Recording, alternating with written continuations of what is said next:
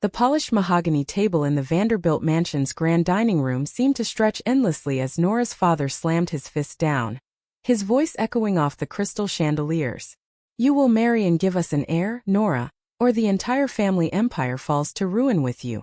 But Nora stood tall, her heart pounding with years of suppressed truth, and turned to the woman beside her. "I won't be marrying any man, father. This is Ashley, my wife, and she's already pregnant with our child through a method you could never have imagined." Gasps ripped through the room like gunfire. Silver forks clattered against porcelain plates.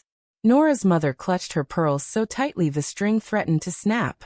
Uncle Richard, the board's most ruthless voice, rose halfway from his chair, face purple. "Your wife," he spat. "This is some kind of sick joke to avoid your responsibility?" Ashley remained perfectly still, one hand resting protectively over the gentle curve of her belly, the other laced with Nora's. The diamond on her left ring finger caught the chandelier light and threw tiny rainbows across the damask tablecloth. She looked every inch the calm, composed woman who had waited 10 long years for this exact moment. Nora felt the old familiar panic clawing up her throat, the same panic that had choked her the night she walked away from Ashley in college. But this time she swallowed it. This time she refused to let it win. "No joke," she said, voice steady even as her pulse hammered. "We've been married for 3 years. The baby is ours, donor sperm IVF Ashley carrying. Everything legal, everything documented.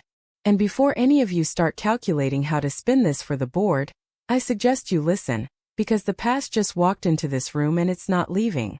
Her father's eyes narrowed to slits. "The past?" Nora glanced at Ashley, and for one fragile second the noise of the room faded. She saw the Stanford quad at dusk, the way Ashley's blonde hair had glowed gold under the street lamps the first time they kissed. She saw the cheap dorm mattress where they whispered dreams about a future that didn't include boardrooms or bloodlines. She saw the rainy night she had ended it all with a single sentence. "My family will never accept this." The memory burned so hot Nora almost flinched. Instead she lifted her chin. "Yes, the past. The one I buried to keep this family's precious legacy alive. The one that's about to burn it down if you push me any further." Her mother's voice cracked. "Nora Elizabeth Vanderbilt, you cannot be serious. We have a name to protect. Investors. The foundation. What will people say?" "They'll say the heiress finally told the truth," Nora answered. "And if that truth costs us everything, then maybe everything wasn't worth the price I paid."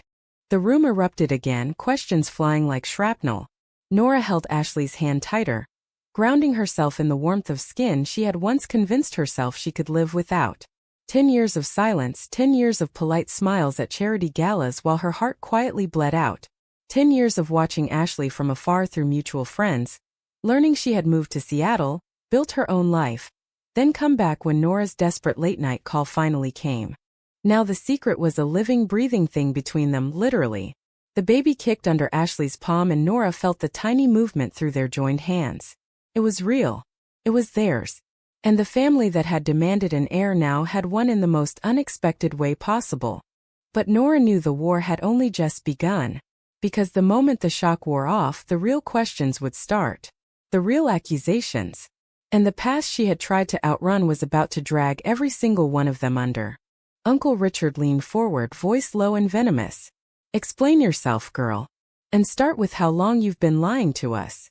Nora drew a slow breath.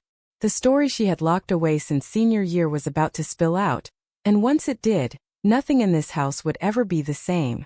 The drive back to the city that night was silent except for the low hum of the town car's engine, and the occasional soft rustle of Ashley shifting in the leather seat.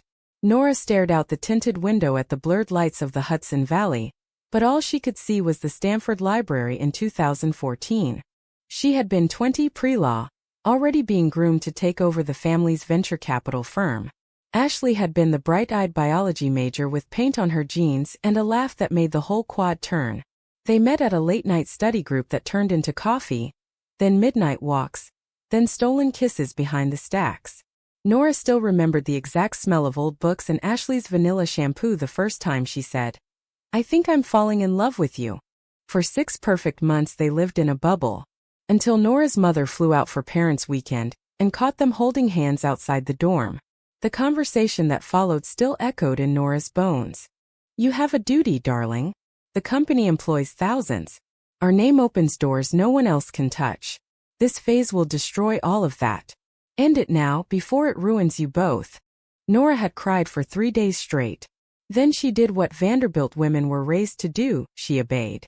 She told Ashley it was over, that she couldn't throw away her future for something that would never be accepted. She watched Ashley's heartbreak in real time. Watched those blue eyes fill with tears and then harden into something colder. I hope the Empire keeps you warm at night, Ashley had whispered before walking away. Nora had spent the next decade trying to forget that sentence. She dated the men her mother paraded in front of her. Nice, safe, boring men who never made her feel even half of what Ashley had. She climbed the corporate ladder until she was vice president at 28. She smiled for the cameras at every gala, every ribbon cutting, every time the family foundation handed out another oversized check. And every night she went home to an empty penthouse and stared at the single text Ashley had sent on her 25th birthday. Still breathing. Still not forgiven. Then last year everything changed. Nora's father had his first heart attack. The board started whispering about succession. Suddenly the pressure wasn't subtle anymore. It was legal documents and ultimatums. Marry. Produce an heir. Or watch the company be sold off piece by piece to cousins who didn't carry the Vanderbilt name. Nora had sat in her corner office at 2 a.m., staring at that old text, and finally dialed the number she had never deleted. Ashley answered on the second ring. 3 months later they were married in a quiet courthouse in Seattle. 6 months after that Ashley was pregnant. And now, 1 year into their secret marriage, the lie had reached its expiration date. The town car pulled up to their Tribeca loft. Ashley turned to her, voice soft. You okay? Nora managed a weak smile. I just told my entire family I'm a lesbian with a pregnant wife. Ask me again in the morning. Ashley leaned over and kissed her temple. They'll come around. Or they won't. Either way we have each other. And her. She placed Nora's hand on the swell of her stomach. Inside the loft Nora kicked off her heels and poured 2 glasses of sparkling water. Ashley settled on the couch, rubbing the small of her back. Your uncle looked like he was going to stroke out. He probably still might. Nora sat beside her, exhaustion finally crashing down. They're going to dig. They'll want medical records, financial statements, the whole thing. And when they find out we've been married since last year, they'll call it a betrayal, Ashley finished quietly. Just like you called it 10 years ago. The words landed like a slap.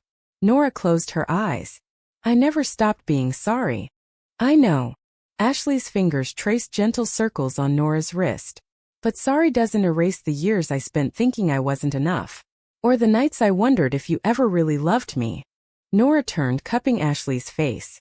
I loved you so much it terrified me. That's why I ran.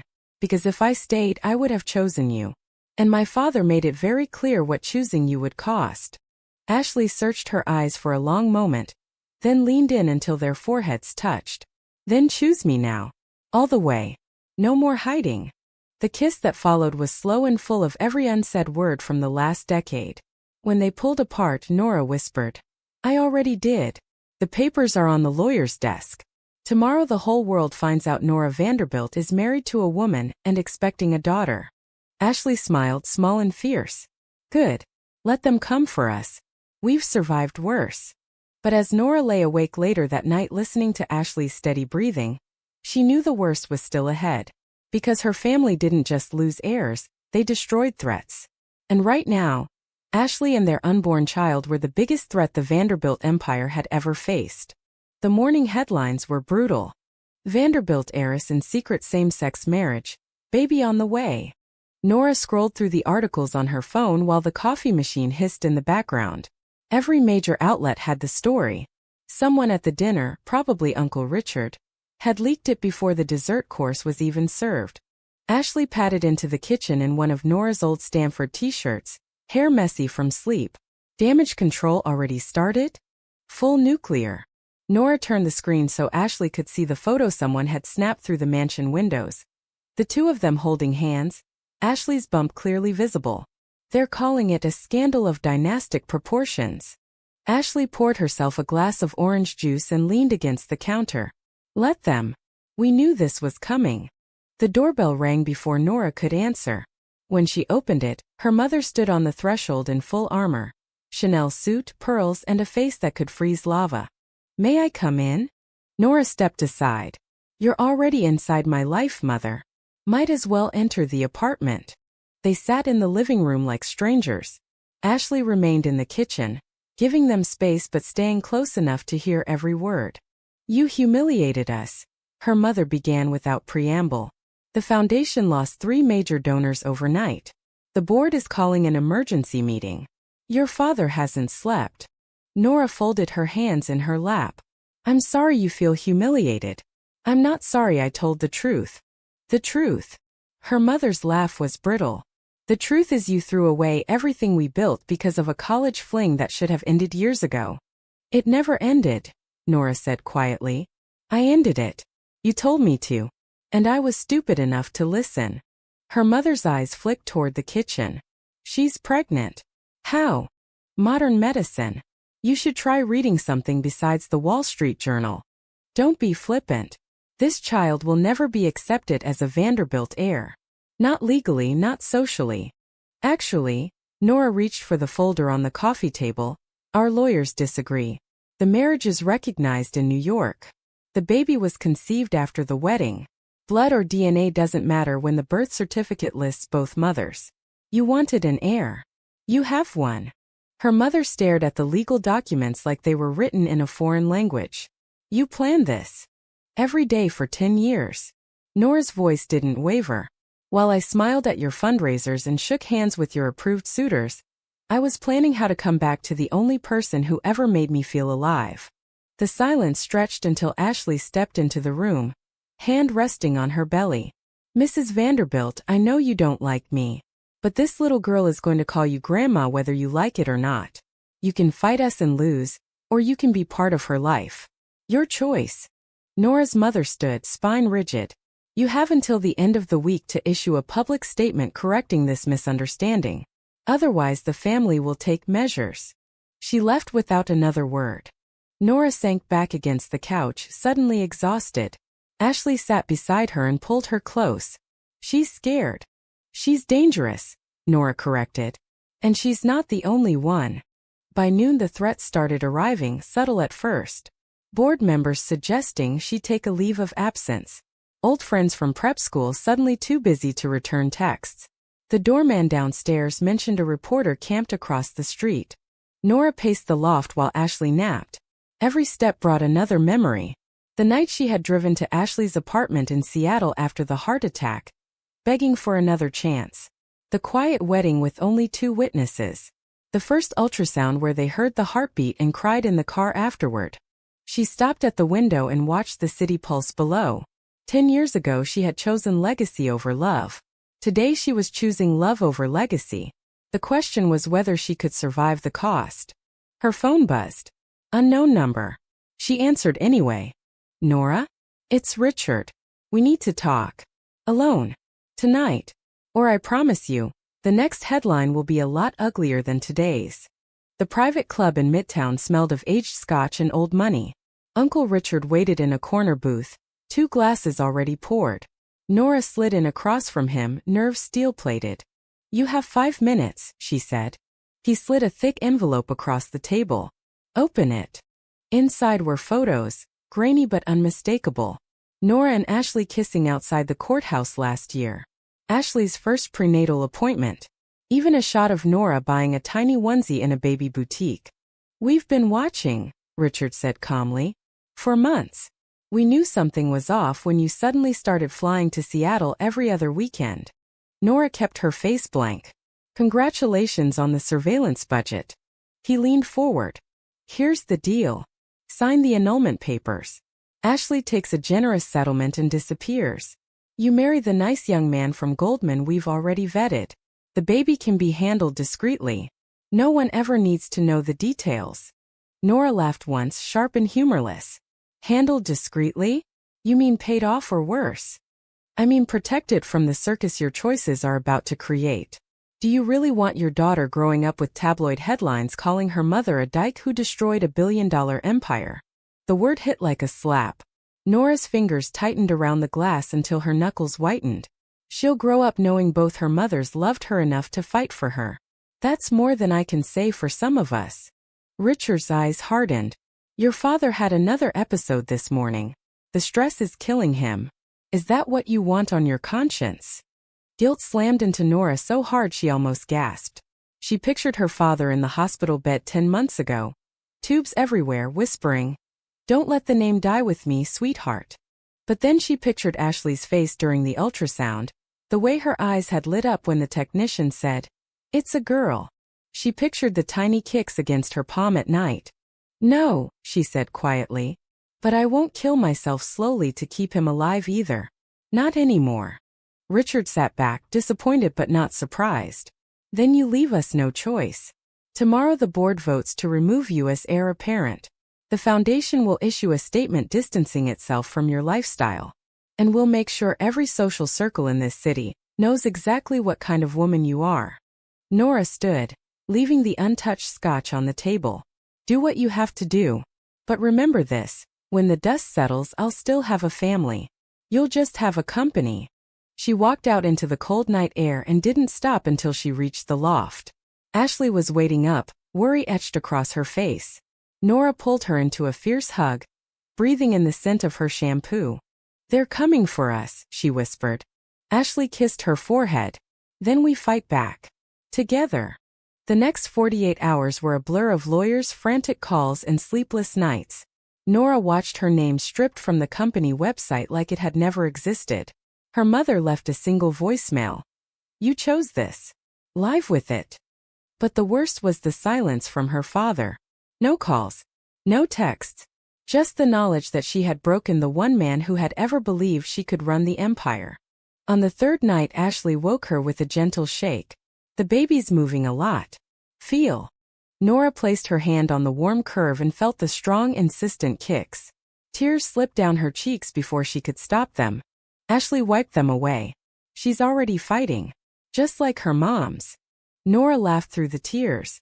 God help anyone who tries to stand in her way. But deep down she wondered if love would be enough when the entire world seemed determined to prove it wasn't. The charity gala was supposed to be neutral ground. Instead it became a battlefield. Nora walked the red carpet with Ashley on her arm, both in sleek black gowns that made no attempt to hide the pregnancy. Cameras flashed like strobe lights. Whispers followed them through the ballroom like smoke. At the cocktail hour, old acquaintances suddenly found the other side of the room fascinating. Nora's former college roommate gave her a tight smile and muttered, "Brave choice," before disappearing into the crowd. Ashley squeezed her hand. "Ignore them. We're here for the children's hospital, not their approval." But the real test came at the head table. Nora's mother was seated directly across from them, flanked by two board members. The tension was thick enough to cut. Halfway through the salad course her mother leaned forward. "You look well, Ashley. Pregnancy suits you." The words were polite. The tone was ice. "Thank you," Ashley replied evenly. "Your granddaughter is very active tonight." The word granddaughter landed like a grenade. Nora's mother's fork froze midair. For 1 second something almost like longing flickered across her face before the mask slammed back down. After dessert the speeches began. When it was Nora's turn to present the foundation's donation, she stood at the podium and looked out at the sea of judging faces.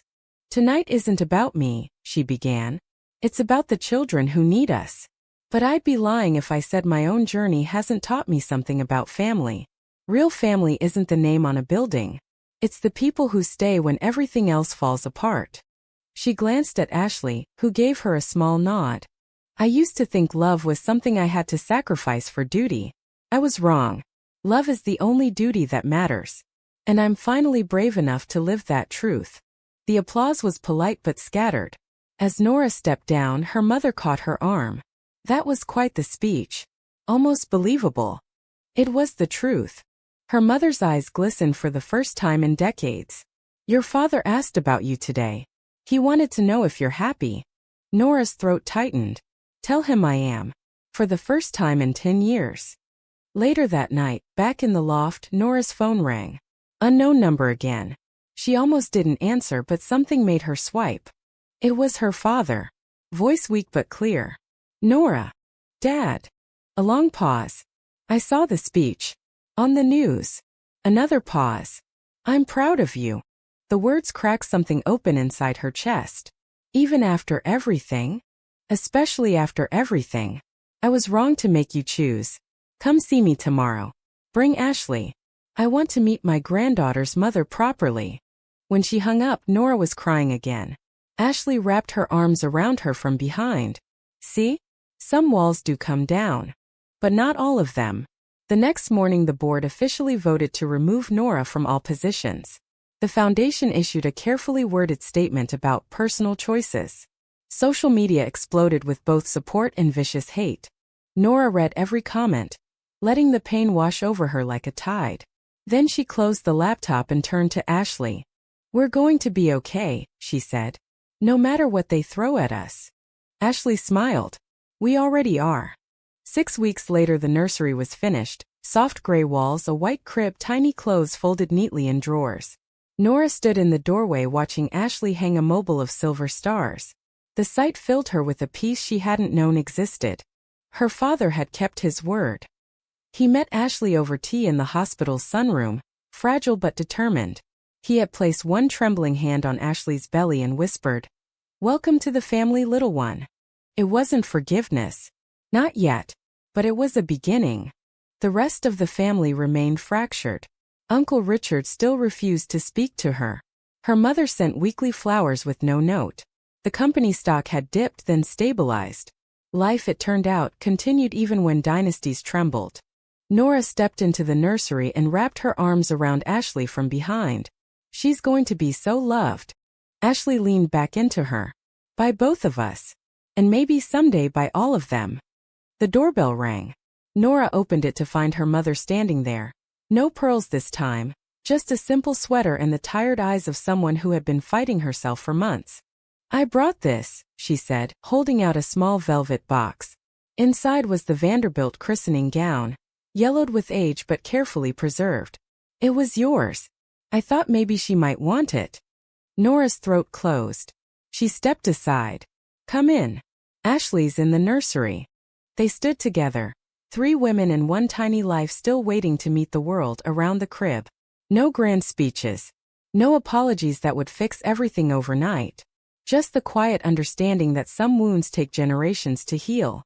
Later, after her mother left, Nora and Ashley sat on the balcony watching the city lights. Ashley's head rested on Nora's shoulder. Still think it was worth it? Ashley asked softly.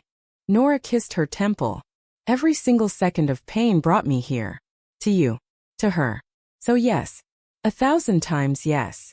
The baby kicked hard enough for both of them to feel it. They laughed, hands joined over the life they had fought for. Somewhere in the distance a siren wailed. But in their small corner of the world everything was finally quiet. Was it right for Nora to hide her truth for so long? Or did the pain she caused prove that love denied always finds a way to demand its due?